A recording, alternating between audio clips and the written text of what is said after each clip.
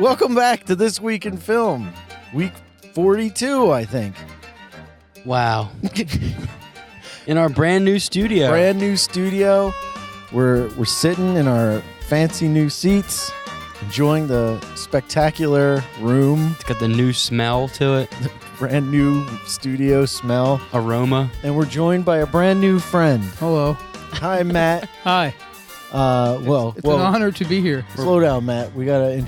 I'm Nick Panunto, joined by RaysRayndomRayquest as always, and you're listening to This Week in Film, the weekly podcast where we talk about the movies we watched this past week. And our new friend is Matt Vietri. It's Vitri. Matt Vietri. Wow, we're really scraping the barrel, huh? Yeah. we have run out of friends and coworkers. And we're with Matt. I've had to beg to be on here. Matt's got actual film experience, don't you? I did some things. Much like Charlie. Yeah. Well, in that case, get out. What happened to Charlie? He's gone now. He's no longer with us. Oh, God. All right. He's gone to the big plus in the sky. Oh. And so, Matt, we'll get to you in a little bit. Okay. People will grow to love you. Yes, my mom did. So, Ray, who going first? Yeah, I'll I'll go first. This week, I watched The Green Inferno, which is an Eli Roth film, if you guys know who he is, of Hostel and Cabin Fever fame. Pioneered the, what's it, what's that word? Matt, what's that genre? His of genre, Eli Roth? like gross. It's like torture porn? Torture porn. So glad you're here. Yeah. What would you guys have done Yes. without me there? Oh, man. So yeah, this movie stars a bunch of no-names. Lorenza Izzo is the star of the film. She's actually Eli Roth's wife. And she was also in Aftershock, another movie that he'd made about an earthquake, which I haven't seen, which apparently is terrible. Never even heard of it. Well, this movie is terrible too.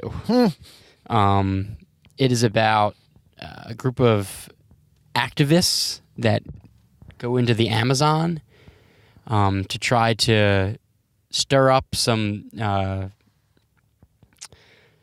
awareness on these companies cutting down trees and killing natives in the rainforest, which an admirable cause, right? I'm gonna get slur captured. My words. Apparently, I'm that tired. Captured and tortured by a tribe of cannibalistic Amazonians, if you will. Yeah, the movie. I didn't like it at all. The acting is terrible. And now for a movie like this, like if you've seen Hostel, if you've seen Cabin Fever, the acting isn't great. But you can get past it with like a good story, some good scary moments, stuff like that. This movie just, first off, spends way too much time like setting up the plot and like setting up the reason why like these people are going into the woods and like the cause that they're trying to bring out. Eli Roth seems like he's trying to send a message to people about like cutting down the rainforest and stuff that just nobody cares about. Like this is a torture porn movie. Like I don't care about your agenda on the rainforest and cutting down trees, and I want to see somebody get eaten. Right, exactly. So like the whole movie, I kind of let the bad acting go, let this whole like half-hour lead up to them getting to the rainforest go, just being like, all right, when we get to the rainforest, shit's gonna go down. Like this is gonna be gory, this is gonna be bloody, which it is. It's gory, it's bloody, but it just wasn't like the payoff just wasn't good. Like it was stupid. The decisions some of the characters make, which in all horror movies can be bad, but like are just so dumb. The writing is dumb. The dialogue is dumb. Just everything in this movie is just dumb. And I was actually excited for it, and I wanted to see it in theaters when it came out in theaters. I unfortunately wasn't able to, and I've been waiting to see it, and I just haven't gotten around to it. So when I finally got a chance to watch it yesterday, I was really excited. And within like 20 minutes, I was like, this movie's awful. But I sat through it. It was probably about 20 minutes too long. There's a scene where a plane crashes, That's how they get to this jungle. They're like in this plane. After they did their whole like activist thing where they like take a video of these guys cutting down trees, and the one girl, the main character, almost gets killed by having a gun pointed to her head. They stream it all on like a live stream, like Reddit or like what's the other website called? Ustream or live stream, live leak. Live leak. So it gets on the internet, and they get all this like notoriety, and then they get in a plane, and the plane crashes, and that's when they get captured by these cannibalists. The movie should have just started with them on the plane. Like I didn't need, like I said, I didn't need the whole like lead up to the plane. Like it should have just started with a plane crash. Should have been like a 70-minute movie. Instead, it was like an hour and 40-minute movie. It was just way too long. It sucked.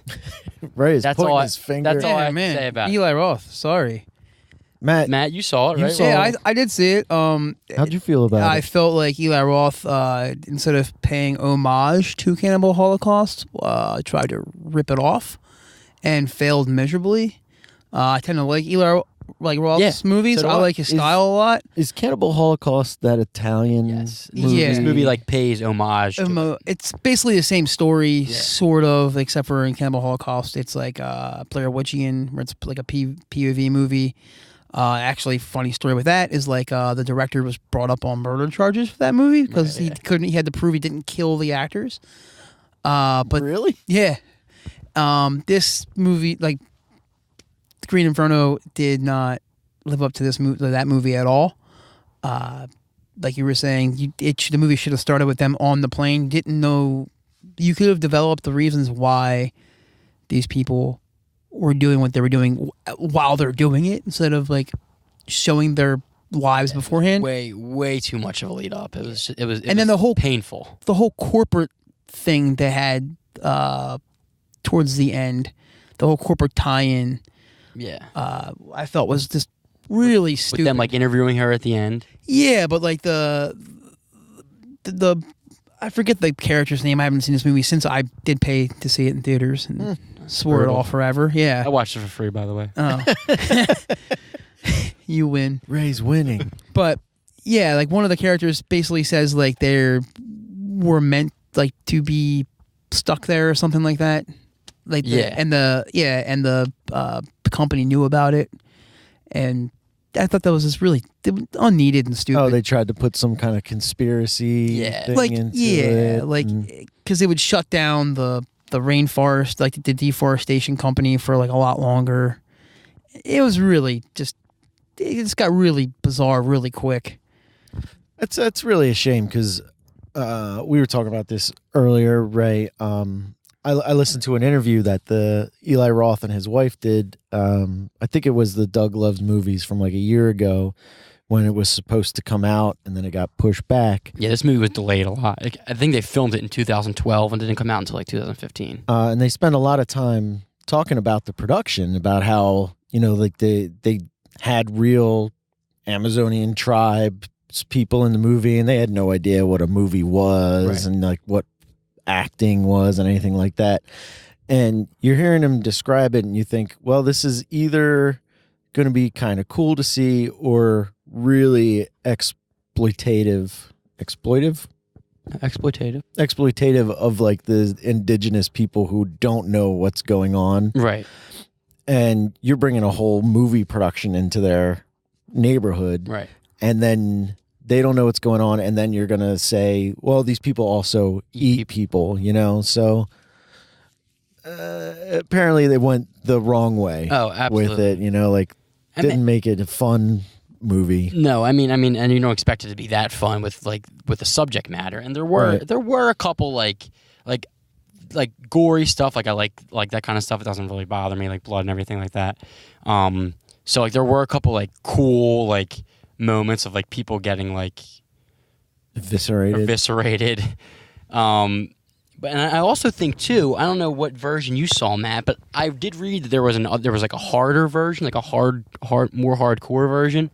I don't know if I saw that. Were you seeing people being like slow cooked in like a slow cooker? I have no idea. That's like that. There's like a homemade slow cooker. I have no idea. Movie. I heard that there was two versions. There was a hard R, and then there was like an unrated version, and I don't know which version that I watched. I mean, the version I watched was pretty gruesome, but there were a couple scenes where like they like something happened and it was kind of like off camera, and I was like, oh, I kind of wanted to see that guy's eye get poked out or something like that. That in the version I saw, I think the scene you're describing, they like showed his I saw that. Yeah, too. But there was one where like they didn't show. I guess they didn't show one thing, and I was like, I wish they would have showed that. So I mean, it was gruesome, but maybe a little, maybe not. Could have been more gruesome. That's kind of sick to say, but there is like one scene in that movie that I remember pretty vividly where, like a spoiler, the main character is getting ready to be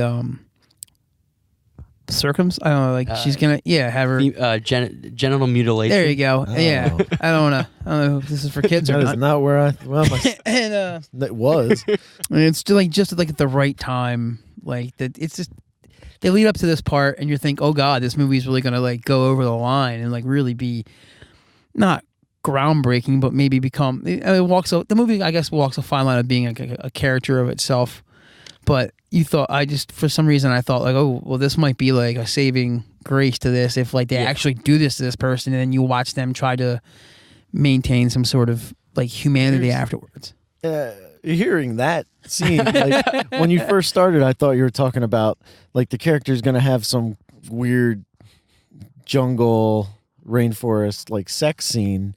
But then you started talking about female genital mutilation, like, and you're like, and that's like a theme of the movie too. What like I'm on board for? That's the girl's in class in the beginning of the movie, and her teacher's teaching her about that, and like that like sparks her interest in joining this activist group. Oh, so like they kind of try to bring that back full circle with having her be in that position of getting done to her. Now that I think about it, I think the first 20 minutes of the movie was like created just so they could show the class scene. I think that might be true. When you walk out of a horror movie, you don't want to walk out going, I really learned a lot in that movie. Like you want to walk out with like a weird smile on your face, like I watched that dude's head explode. Right. And like with like a movie like Hostel, like the scenes where like he's like in the chair and he's got the gag ball in his mouth, and he's so scared that he's puking. Yeah. And it's like, and you're like scared for him, and like the guy takes the drill and puts the drill in his leg. Yeah. And he slices his tendons. Like that is like I know it's not for everybody, but like but in that moment you like picture yourself in that moment, and you're like, right. I would be terrified if this was happening to me. And this movie just didn't give me that feeling at all. Yeah, that's what a horror movie is supposed to do. Is you're supposed to have a holier than thou. Like while you're watching, you're like, I would have done things so differently. Right. You know, and Eli Roth's earlier movies like Hostel and what was the other one? Cabin Fever. I never saw Cabin Fever. Oh, it's great. It's great. They were good at like the shock value of a movie, where like that scene where the dude stands up in the chair when his Achilles are cut. You just can't walk. Can still picture that. And it's been like 10 years since that movie came out. Like that is a memorable scene. But this just sounds boring and exactly unnecessarily unfun. I mean, I was just hoping to be entertained, and I wasn't. I felt like there was like elements to develop a really good suspenseful movie there, where the big majority of the movie they're like locked in a cage, right, and they're being dragged out. And I thought almost like livestock. Yeah, and I thought like they could have really like created like, oh, who's next kind of thing, instead of they're in there talking about, you know, they're constantly trying to find a way out of there, which is I guess what you would do, but they're not really. Every time that cage opens, you could be next. They didn't really get into that at all, and I thought that was the part that really like left. So recently, I watched Bone Tomahawk. Right? Did you see that yet? Yeah. Did you see Bone Tomahawk with Kurt Russell? Yeah. Yeah. That movie establishes cannibal indigenous people in 5 seconds, right? And then there's no question about what's going on, and then they're not in the cages for very long in that movie, but you're afraid for all the characters. You're like, who are they? And there's not that many, and they're like, who are they coming for? And this sounds like there's like 14 guys in a cage, and every 10 minutes they're going to pull another guy out. All right. But yeah, check it out if you want. I wouldn't recommend it. That's about as close to a don't watch it as Ray is going to get. Matt. Hi. What did you see this week? I watched The Infiltrator. It's a movie starring Bryan Cranston and John Leguizamo. Oh, yeah. Okay. When you said it earlier, I couldn't think of what it was. Yeah. It was pretty good. It wasn't great.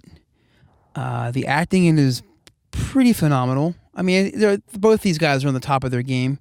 For those of you who don't know anything about the movie, it's about a U.S. Customs official who uncovers a money laundering scheme and has to go undercover in the drug lord cartel of Pablo Escobar. The Medellin cartel. Yes. Oh, the Vinny Chase classic. Medellin. Yes. Vinny and Johnny Chase. Yeah, Johnny Chase. Johnny Chase also was a star in that as well. But this movie is directed by Brad Furman, who his previous works were Runner and The Lincoln Lawyer. I think they're probably the two most famous. Lincoln Lawyer is a good movie. I haven't seen either of those. I heard Runner is garbage. That's the Paul Walker one, right? No, it's Justin Timberlake and Ben Affleck. Yeah. Oh. There's like a offshore gambling ring. That movie's no good. It's no good. But no Lincoln good. Lawyer, great movie. This movie was pretty good. I have to say that it would have been a lot better if Narcos did not exist. Because they, not to compare this to a 2-season, 20-episode television series, but where they can develop characters a lot more, but they don't develop a lot of, there's not a lot of character development between the John Leguizamo and Bryan Cranston character, and they're partners in the movie. The movie, really focuses on Bryan Cranston and he's going sort of like a Donnie Brasco, where he's going in between his family and he's meshing his family life with the drug cartel life in certain parts. Mm-hmm. Right. But John Leguizamo, I think, in this movie, he in many things that he's in, steals every single scene that he's in this movie, and you honestly, at some point, just want to watch the John Leguizamo character going undercover and doing these like stings. He is, every scene he is in is strong and fantastic. Whereas like the Bryan Cranston storyline kind of, it gets a little like boring at times. Like they bring in a undercover wife, Mm-hmm. and they develop that slowly, and it gets there to where you're caring about both of them. So it's not his actual wife. No, so his actual wife, there's a really, I think the best scene in the whole movie, spoiler, is he comes home from work and he's taking his wife out to their anniversary dinner. He doesn't realize it's their anniversary. Anyway, he scrambles, they go to dinner, and he sees someone from the drug cartel at dinner. So are they living in Colombia? They're living in Miami. Oh, okay, Miami. And so he's got to maintain his undercover identity, and kind of turns it on on a dime, and becomes a real asshole. I don't know if I could say that on this podcast, but It's rated explicit. okay, great. He becomes like a real asshole to the waiter. All right, take it easy with Sorry, my God. You get one. All right. But because the waiter brings out a happy anniversary cake, and the drug cartel, the drug dealer knows Bryan Cranston as being married to this other woman, and Bryan Cranston starts screaming and hollering in the middle of this restaurant about the woman, it being his secretary and it being her birthday, ends up smashing the waiter's face in the cake. And it's pretty unnerving to watch, actually. It's a little humiliating and degrading. And I think that's what they're going for. Anyway, the movie itself, it is what it is. It's not a great movie. It's not going to be like Goodfellas. And this is based on a true story? I believe so, yes. Benjamin Bratt. Oh. Oh boy. Yeah. You know, way to bring up bad. yeah. Don't worry, we'll get to Ray's random request. He plays a high ranking drug dealer in the movie, and what the final scene of one of the final scenes in the movie, you really see how well Bryan Cranston is at his undercover job and befriending these people to where they're risking their freedom and their lives to attend things like a party and stuff parties just to be around him. But all in all, yeah, I would say check it out. It's pretty good. It's not like a Scorsese, Goodfellas, Casino movie, but it doesn't. Well, what is? Yeah, I mean, it doesn't really strive for that. There's not crazy shot sequences in this movie, but I would say watch this movie specifically for the acting of Bryan Cranston, and I mean John Leguizamo should be getting more leading roles, and should have been getting more leading roles. I think in the last 10 years, and in this movie he steals the show. All right, Cool. Great. I kind of felt that way about Trumbo, the last big Bryan Cranston acting movie. I thought that the acting in the movie was phenomenal, but the story was kind of weak, which is a shame, because if you get the story and his acting, because he's at the top of his game, you gotta let the guy do his thing. Yeah. Well, I'm sad to hear that. I was looking forward to seeing a cool triumph. Yeah, I mean, he's not bashed. Sounds like he hated it. Here's the thing. I would say see the movie for the acting. Brad Furman as a director, he's not. They're not going to don't watch this blow movie. You away. Yeah, he's not P.T. Anderson. He's not Wes Anderson. He's not going to have some crazy, amazing. Wes Anderson. What about Paul Thomas Anderson? Is he P.T. Anderson? Wasn't there a different? No, there's also a Paul W. Anderson. Paul W. Anderson of he does the video game movies. Yes. Huey Bull retired, by the way. Yeah, it's that day. Oh, Yeah. man, never gonna get that Blood Rain. Charlie's sequel. boy. He likes him. I don't know, I'm just making I'm sure he does. I'm sure he does. He seems like a Huey Bull man. You bash his movie and he fights you. Man, they're not even fun to watch. No. I like bad movies. All right, Matt. Great selection for your first time out. Thank you.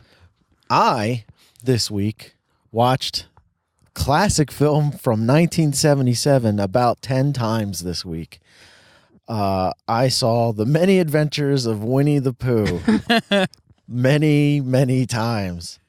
I have a daughter who is about 1.5 years old. That's not a sentence. I have a daughter who is about 1.5 years, and she loves this movie. In the way that my son liked Iron Man and Wall-E. So it has been on non-stop. In fact, I have a fun anecdote that I'm going to tell. Okay. Right. So we're sick of this movie in our house now. We don't want to watch Winnie the Pooh anymore. And my daughter comes over to me and she gets up on my face and she has her pacifier in and she goes, Pooh, because that's how she says she wants to watch Pooh. And I go, no, we're not watching Pooh anymore. And she goes, gets an angry look on her face and she goes, Pooh. And I go, no, we're not watching Winnie the Pooh. We're watching something else. And she looks at me, gives me a stare and huffs and walks away. And I know where she's going. She's going to get her little stuffed Winnie the Pooh doll that's, or a stuffed animal that's on the chair in the other room. She goes and grabs it, comes back into our bedroom, climbs up onto the bed, comes over to me, and hits me with the bear and goes, Pooh! As if I didn't get the message clear enough. And then I caved and we watched Winnie the Pooh. Sounds like you were bullied. A little bit. It's tough to say no to the little girl. So Winnie the Pooh is the story of a bear who lives in the 100-acre woods. Oh. He doesn't have a big brain, which they say constantly. Oh. And he has friends. Poor Pooh. Piglet, Oh, bother. rabbit, owl, Tigger, Kanga, and Roo. Basically, they're all just figments of the imagination of a very lonely boy named Christopher Robin, they're all based on real people. Right, yeah. From what I understand. Christopher Robin is the son of the original author. Yeah. A.E. Milner or something like that, or I should do research. Yeah. That's why we have maybe come here a little more prepared. Yeah, Maybe. write a I'm not paper. here to talk about Come books, back. right? I'm here to talk about the movie. Which was directed by John Lounsbury and one other.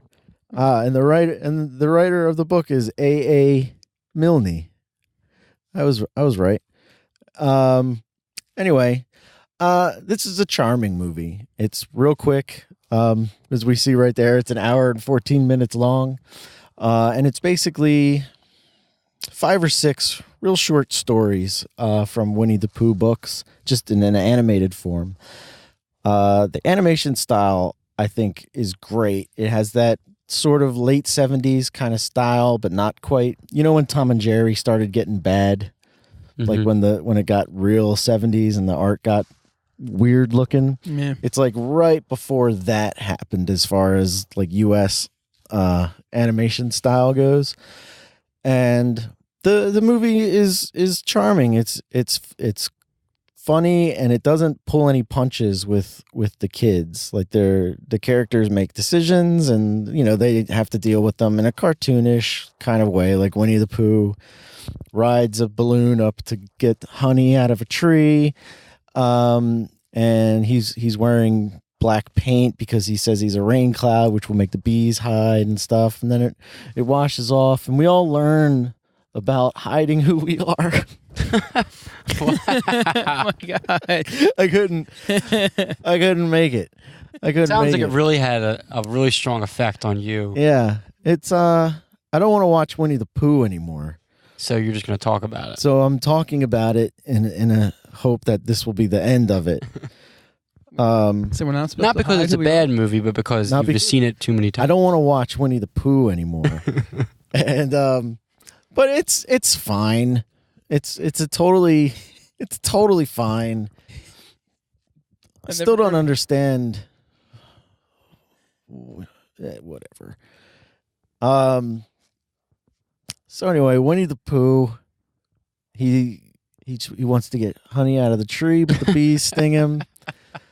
There's another one where it's a very blustery day, which means it's very windy, and the Thanks for the definition of blustery. tree falls down. And that's one thing. When Oh, okay. So Al, a character in the story, he's a big owl. He lives in a tree, and during the blustery day, while Piglet and Pooh are visiting him, his house gets knocked over by the wind. It's very upsetting for Al and Eeyore, who is I was just gonna ask you. I don't think you mentioned Eeyore yet. Oh yeah, and Eeyore, the Thanks for donkey noticing. suffering from severe depression. Oh yeah, that's another thing. I have all these things I meant to talk about, and now I'm remembering them. Every one of the characters kind of represents a different human emotion. Okay. Like Pooh is, like that childlike wonder. Piglet is like worried and timid. Rabbit is like that overly cautious. I don't want to do anything wrong. Owl is very wise because he's an owl. Eeyore suffers from crippling depression. Tigger is, like joy, and Kanga is like child, and his mom Kanga is, like that just adult kind of mindset. And these are all the personas that fill the mind of Christopher Robin, who is the real life boy that hangs out with these guys. Anyway, so Al's house falls over, and Eeyore comes over and he says, "I'll find your new house." And they all kind of just go, "Yeah, great. Okay." And then about 20 minutes later, like the story continues, Eeyore just shows up and says, "I found you a new house." And Eeyore gives him Piglet's house. Where's Piglet supposed to live? They don't know. Piglet just kind of goes along with it because Piglet's homeless, essentially. Well, Pooh says you can live with me, Oh, okay. but Eeyore, everybody feels bad for Eeyore and Owl, so that when he just gives away something that's not his, they all just go along with it, including Piglet. But they all feel good about it because they're all friends. So essentially, it's more of like a dark comedy. A little bit. It's, you know, And it can go next level for adults. you really watching could it. break this down, Right. and I will. So the next story, no, I'm going to stop. And next week when I watch Winnie the Pooh again, I'll bring it up. It'll become our new Batman, Superman, Suicide revisit Squad. Yeah. But Many Adventures of Winnie the Pooh is definitely worth checking out once, but not over and over and over again. Well, that brings us to the next segment of our show where we answer last week's RaysRayndomRayquest, which, Matt, you already brought up, which was, let me see if I can get the correct verbiage. Which is always a little shaky, my verbiage. Is there an actor or actress you just don't care for?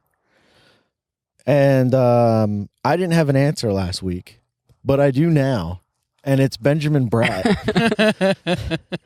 I can't stand Benjamin Bratt.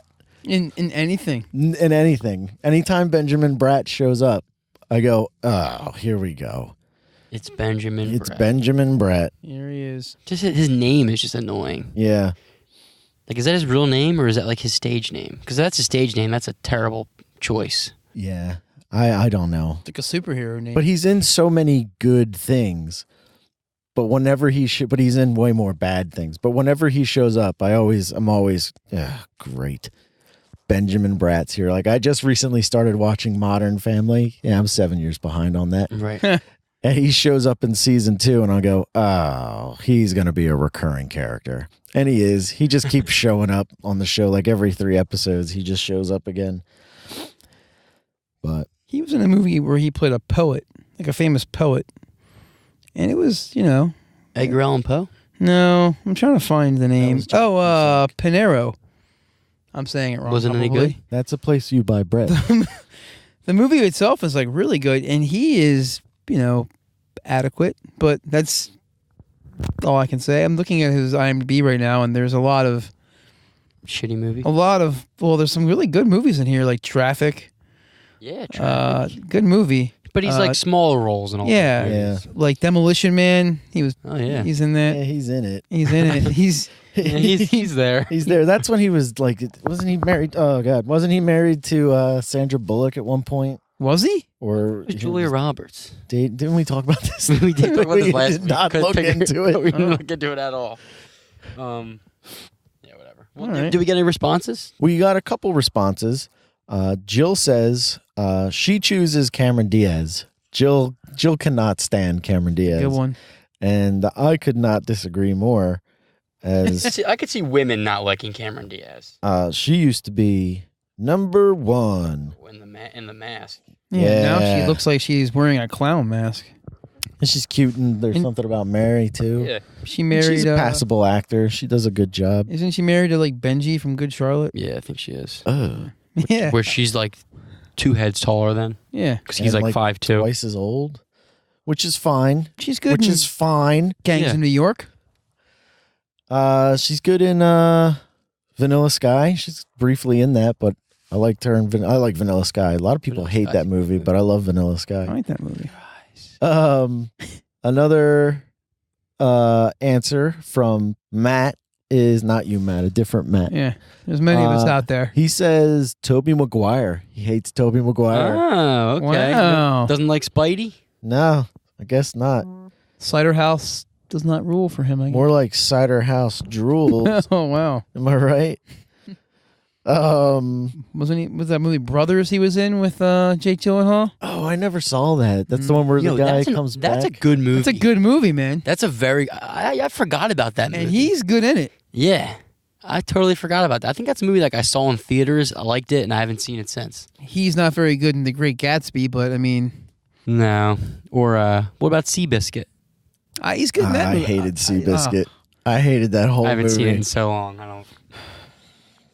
He's just obnoxious. Any other responses? Nope, that's all we got That's this it? week. Yeah, it's kind of That was a light. good question. Yeah. Well, we had another question, Oh, what was that? which was Dan's question, right? we had a different question than that. Okay. We did not get any responses for Dan's question. Oh wait, That was a good question hold on. too. Wait, The one about the scene, name Yeah. the scene in a bad movie that you like. Yeah. Yeah. Hold on. Dan actually answered your question. I think. Let me. I gotta pull all this stuff. Can I weigh Oh in with please! an actor? Thank God. Matt, do you have an actor that you just before we don't get to care Matt's for? thing, Yeah. Benjamin Bratt did date Julia Roberts at one point. Oh, okay. It was Julia Roberts. Yeah. Thank you for correcting us on his love life. It's much better than his acting resume. I don't like Joey Pants. Joe Pantoliano. I do not like him in anything. Okay, interesting. I feel What's the like last thing he was in? Memento, maybe. I have no idea, but in The Goonies is terrible. He was in The Sopranos. Oh, he's good in The Goonies. He plays that awful guy. Maybe he's just so good that at playing guys that you're not supposed to like that you don't like him. He turns and he's always a bad guy. He's a bad guy in Memento, sort of. He's a bad guy in The Matrix, sort of. He's always like the sort of bad guy. I liked him in The Matrix. Yeah. I liked him in The he's great in The Sopranos too. Matrix, He was yeah. kind of a bad guy in that show though. Too. I kind of got away from that show right around when he showed up. Yep. See, he has a Not that I didn't want to watch anymore. They Turned you off. just stopped coming out on DVD, and I stopped getting them for free then. Sorry, Joey Um, Pants. So Dan did not have an answer for actor he doesn't like, but he totally agrees with you that Tom Hiddleston is like a slime ball with delicate hands. He's quoting you there. You said that last week. But we had another question, which was, do you have any favorite moments from this week in film from over the past year? Oh yeah. And Dan says his favorite moment is from when Charlie was talking about his Trauma Films internship about the melon heavy women, which just kills me. Did he intern with Lloyd Kaufman? He did. What? He worked there. I did not know that. Yeah, I we would did a whole love. episode about Yeah. because we talked about one of the movies and he explained his whole experience there. Sounds like a pretty good podcast. I should. And then, you should check out, Check out it the out. show. It's doing really well. And Jill says her favorite moment is recently when we sang the theme song. Like, like I think it was you and Tony were just going. Blood Gulch. Yeah, Blood Gulch. So those are all the responses from our many questions. I think we're gonna let Dan's question ride another week because that's a good. That was a good question, Yeah. and I'm surprised we didn't get more answers for that. He also agreed with me that Fire in the Sky is a movie that feels like and a TV. I almost watched that this week, so maybe in the next coming weeks I'm gonna watch. Have you- that I've never seen it. Oh wow! No, and I have a funny story about that movie. Oh, go ahead. In the 5th grade, that movie was coming out on VHS, and I was having like a sleepover party. It sounds very weird, but a bunch of my buddies were gonna called slumber party. slumber party. There you go. And me and my Sleepover? stepfather and I drove around to 5 different video stores to rent that movie, and then me and my friends watched it, and it was not. All I remember is the jelly scene. Yeah, It was- that's all you need to remember. yeah. It's just there's the Yeah, syrup pouring in his mouth, talks. Yes, I haven't seen it yet, so I don't and know what. it really does feel like it. Like it's really good actors in that movie. They're not good in that movie, but it just If feels they like made that movie today, Billy Crudup would be in it. yeah. Like- That's a very accurate. Like when you Depiction there. try to remember the movie, you're like, I'm sure Billy Crudup was in this. D.B. Sweeney, Robert Patrick from hot off the T2. Robert Patrick is. Yeah, he's like the yeah. supporting actor in that movie. I need to watch that again. And- at the same time, I don't. Yeah, don't. It does feel like a television movie. Yeah, but that the scene is Yeah, everybody you'd keeps talking never about the forget scene. it. When he yeah. wakes up. Well, with the needle, Well, there's like all that I stuff. remember him pulling like a tube out of his mouth and just being like weird jelly all over him. Yeah, And he wakes up with the syrup pouring down his mouth. yeah. Oh yeah. Oh I Yeah, forgot remember? about That guy's what yeah. causes his like PTSD Yeah. flashback. All right, well, don't ruin it for me. Even though it's So- a movie that came out sorry, Ray. like Spoiler. 20 years ago. Now, yeah. All right, so Ray, what's this week's Ray's Random Rayquest?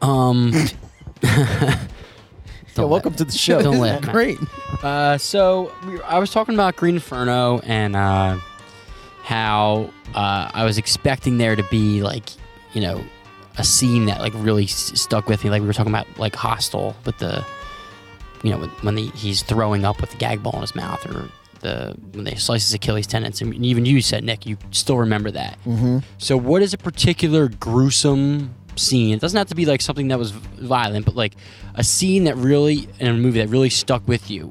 Like something that was either gory or like scary, like something that was scary, like a scary scene from a horror movie. Just a scene that you can always remember from a film that just always sticks with you. So that's my question this week. Yeah, I'd have to go with that Achilles tendon for me. Yeah. Matt, what? Oh, you have an answer? No, I was out to Yeah. get back to you next week. Oh, okay. Yeah. That's why it's a weekly question. Matt, Well, what is this week's Matt's Meticulous Examination? Oh boy. I don't know what you just asked me there, but do I get to ask a question? You can ask a movie question of our audience. All right. I will ask. Matt's Meticulous Examination. Thank you for the lead in. Yep. Twice. Matt, and it's Maticulous. Yes. What is your favorite line and or like line and response in a movie? Okay. And I can tell you mine next week. Okay. Yeah. Why don't you just tell yours right now? Yeah, set people up. Yeah, give an example for the people out Okay. there. My favorite line in any movie that I like to repeat, I guess. I'll have another one next week as well, but right now is in Apocalypse Now. There is a scene where Martin Sheen asks he says, "Where's your CO?" And another soldier turns on him and goes, "It ain't you?" And I think that really depicts the war in Vietnam as being very confusing. Right.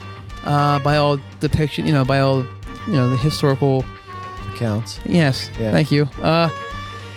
Yeah. So that's something to think about for next week, and please get back to us. I have a response just off the top of my head. Go for Oh, it. here we go. In the Monster Squad, which have you ever seen the Monster Squad, Matt?